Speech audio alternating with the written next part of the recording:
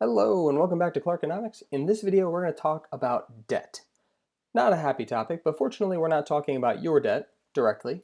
We're talking about the government's debt. So, how much money does the government owe to other people? So, first question is an easy question. Why does debt happen? Well, debt happens because of the federal budget, essentially creating a deficit. A deficit, the formal definition of a deficit, is when the government's spending is greater than the government's earning, right? And we know the government earns money through taxes and some other sources, and that the government spends money. So deficit spending is when the government is spending money it has not earned, which means that they're going to have to borrow it. So deficit is, again, in a single year, how much does spending outweigh earning? Debt is a cumulative thing, right? It's like the long-term tally of how much is owed. So a deficit in a given year adds to a country's debt. The opposite of a deficit is a surplus. That's when the government spends less money than it earns. When the government runs a surplus, that doesn't mean it doesn't have any debt, but when the government runs a surplus, that reduces the amount of debt that a country has.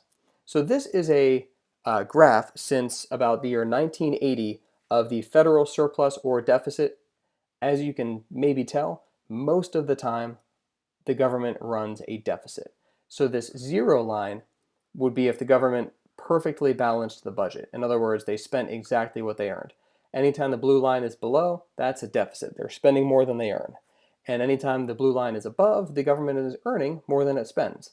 And as you can tell, most of the time we're running a deficit. In the late 1990s, there were actually a few years where the US government ran a surplus. That again doesn't mean that it didn't have any debt, it still did, but that reduced the amount of debt it had. Anytime this blue line is below the zero mark, that means that we are adding to the amount of debt that we have. And you can tell, maybe from just looking at this, that usually the deficit gets worse during recessions, right? So look, there's a recession, deficit gets worse. There, definitely there in the year 2001. And here in 2009, huge deficit because of the recession. Because again, remember what the government does with fiscal policy during a recession. They want to get GDP up. So what do? They'll try to increase consumer spending, investment spending by using a lot of government spending. They'll reduce taxes and they'll increase spending. That means that they're earning less, but they're spending more, and that's going to create a pretty large deficit. Now, again, when a recession ends, you would hope to see that blue line cross up into the surplus, but that doesn't often happen. So let's talk about some of the reasons why that doesn't often happen. Okay, so once again, recessions, expansionary fiscal policy is usually going to create deficits, right? They're telling people, hey, pay less taxes, so the government's not earning as much. And the government is spending more to try to help people on like unemployment insurance and food stamps and other welfare programs, things like that. So recessions typically create deficits. But then there's other stuff. There's mandatory spending. You've now read about mandatory spending in your textbook, hopefully. There's lots of examples of mandatory spending, but one of the ones that is often creating deficits these days is healthcare costs, right? Programs like Medicare, Medicaid are very costly programs, and so that can also push the United States budget into deficit territory. There's also unexpected stuff. Things like wars sometimes just pop up.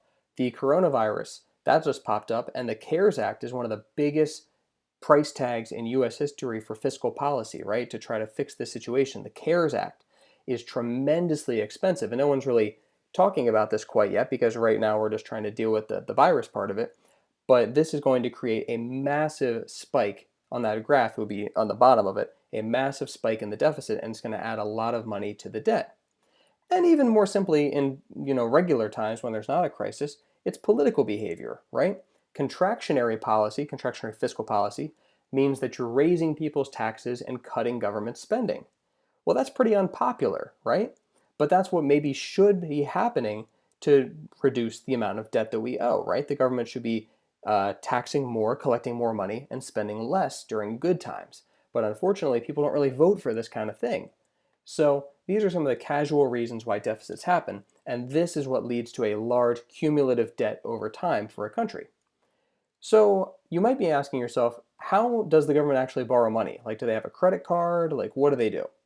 Well, when the US government borrows money, it does so by issuing what are called bonds. Bonds are something you might have learned about in another video of mine called securities.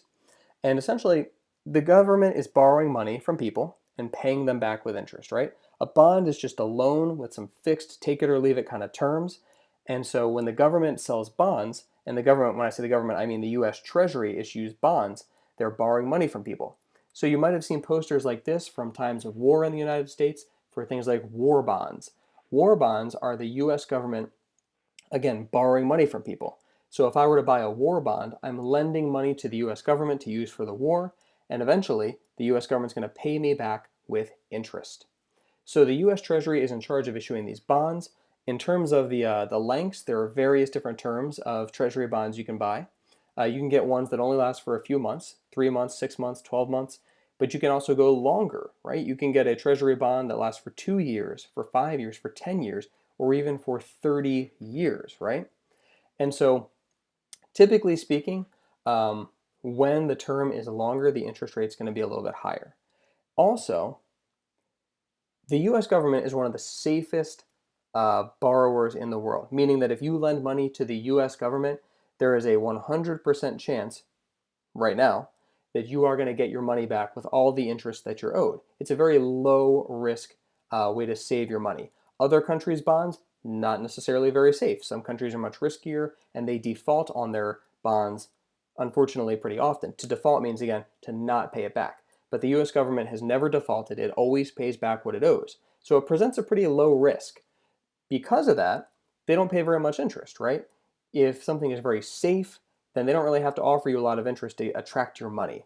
If a country or a government, issued very risky bonds in order to get people to buy them, they'd have to offer a very high rate of interest, right? So low risk, low reward, high risk, high reward. That relationship still holds. So the U.S. Treasury is constantly issuing bonds. Who buys them? Well, tons of people buy them. The Federal Reserve, which we're going to learn about in another video, buys them. Foreign governments buy them. Foreign citizens buy them. But a lot of U.S. citizens buy these bonds as well. Again, they're a good way to get paid interest. So most debt that the government owes through bonds is actually owed to Americans, not foreigners. So let's talk about some problems with having a national debt. The first one is something I talked about in a previous video. It's called the crowding out effect. So this is an important concept, which is why I'm bringing it up again. The crowding out effect means that the government is borrowing so much money that interest rates rise. Because the government's not just anybody, they're a massive entity who borrows large, large sums of money. And so they can manipulate markets to push interest rates up. And those interest rates aren't just for the government, those interest rates are for consumers and businesses. And remember, if you're a borrower, you don't like high interest rates. That means you have to pay more interest if you're the borrower. So consumers, they don't want to borrow money. Businesses, they don't want to borrow money either, which means if people aren't borrowing, people are not spending, right? Consumers aren't borrowing money to buy cars. Consumers aren't borrowing money to buy houses. Businesses aren't borrowing money to invest. And this hurts long-run economic growth. When there's a decrease in consumer spending, but especially investment spending, the economy is not able to grow in the long run, and that's bad. So when the government runs a large national debt, it crowds out private, meaning consumer and business borrowers, and makes it more expensive for them to do what they need to do. The other big problem with having a large national debt is debt servicing, right? When the US government borrows money, it has to pay those people back, but it also has to pay them interest too. And the more money we borrow, the more interest we're going to owe. Now think about this. If we owe a ton of interest, the US government's still making money, right, through taxes, but as part of the budget, more of that money is going towards the interest, right? So a huge chunk of the spending part of the federal budget goes just to paying off interest, not even paying off the principal that it owes. And so it slows down the speed at which the US government can pay off its principal, and then the US government ends up owing money for even longer. So that also leaves less money for domestic expenditures too, right? So the military, Medicare, Medicaid, Social Security, all of these things. So the more money we pay in interest, the less there is left over for other stuff. That's a huge problem with having a large national debt. Now, what's been done about this? I'm describing all these problems. Debt reduction, right? There are things that the US government has tried over the years to maybe make this not such a problem, but they haven't always been successful. One of the first things they've done is create something called a debt ceiling. Debt ceiling is a pretty simple idea. It's a legal limit on how much the US can borrow, right? So it's kind of like having a limit on your credit card. You're allowed to borrow this much, no more. And the whole purpose of creating a debt ceiling, which was created in the early 1900s for the first time, was to rein in careless spending. Make sure the government is not running amok, spending too much money. Um, but unfortunately, every time we get close to the debt ceiling, Congress votes to raise it. So you might notice over here we've got this graphic with the US national debt, and it's pretty easy to see what the trend is here. For the very most part, it rises and rises and rises. Again, except for a few years in the late 1990s where it went down slightly, but not by much. And so this black line is the debt ceiling. And you can see every time the debt gets close to the debt ceiling, they raise the debt ceiling. And then the debt gets close to the debt ceiling again, so they raise it, and they raise it, and they raise it, and they raise it. So it's become kind of a joke, essentially, to have a debt ceiling if we're always just voting to raise it. So why do they do this? Why don't they just say, okay, enough is enough, we're going to enforce this debt ceiling? If essentially the government enforced the debt ceiling, they'd be telling the Treasury, you can't borrow any more money.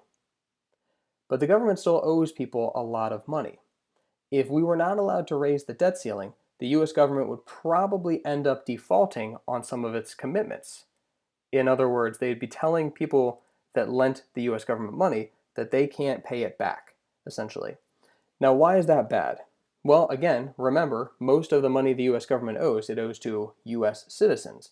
So that would be bad for them. But also think about this.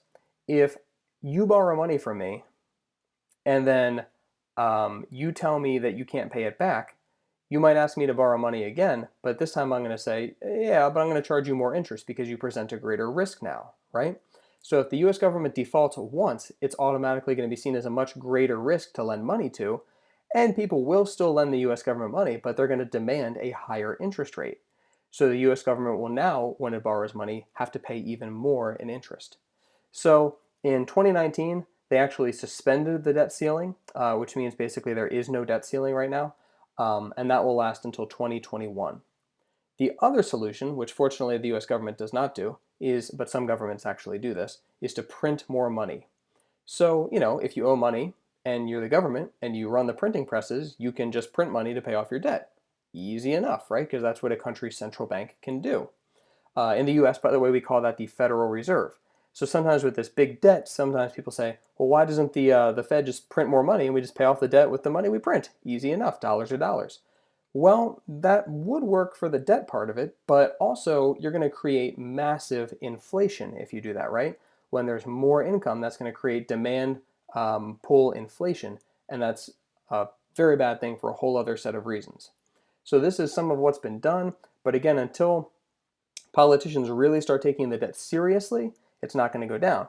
And for politicians to take the debt seriously, that means that voters are going to have to take the debt seriously. And that's what part of this lesson is about, is informing you about the national debt so that you can make informed decisions when politicians talk about what they want to spend and what they want to do with taxes. One other thing that could be done is to create a balanced budget amendment. This would require the US to match any spending with earning. In other words, you can't run a deficit, you cannot legally spend more money than you're earning.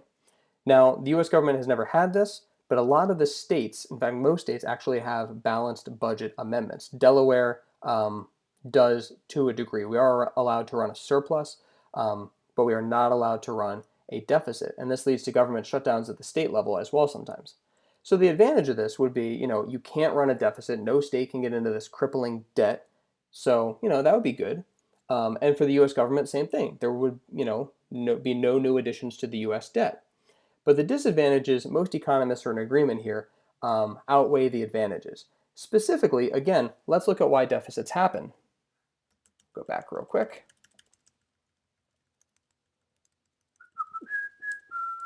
All right. So again, let's imagine we had a balanced budget amendment at the federal level. Okay, there is a recession, a really bad one. We need to use expansionary fiscal policy, but we can't because again, we cannot run a deficit. So we have no way to fix the economy if a recession happens. That would be bad. Let's say, again, we've got a situation like the coronavirus and we need to pass a massive bill, spending bill, to try to fix the situation. But we can't because we're not allowed to run a deficit. We cannot spend more money than we earn. Sorry, we're just going to have to let the virus do its thing.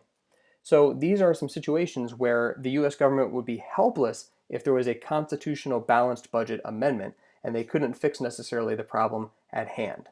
So that's just a little bit about the debt. There's a whole bunch more to it. There's a debt clock online that you can look up. It's pretty terrifying, but that's a little bit about the US debt. I encourage you to look into it a little bit more so again you can become a more informed citizen on the topic. Thank you for watching.